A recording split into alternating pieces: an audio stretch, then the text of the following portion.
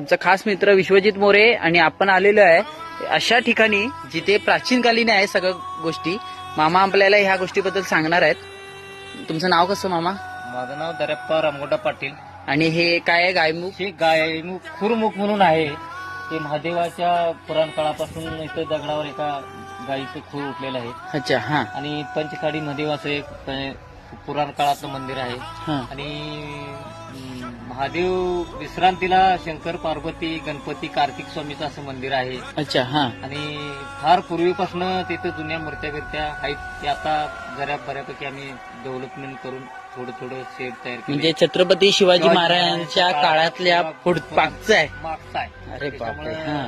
भरपूर आहेत. आणि एक पिंडी हे तयार झालेली आहे. हा. स्वयंमी मूर्ती होऊन आम्ही दगडचा स्वयंमी मूर्ती आहे ती आपल्या आपण वाढत चालली. हा. वाढत चालली. हा. आम्ही आता मला वाटतं 10-50-30 वर्षात मी बघितलं तर 2 इंचाची 3 इंचापेक्षा जास्त. हा. ते वाढत चालली म्हणजे किती स्वयंभू आहे. मूर्ती आहे. हा. त्याच्यामुळे लोक इथून एक 10-15 खेड्यातली भरपूर येतात हा.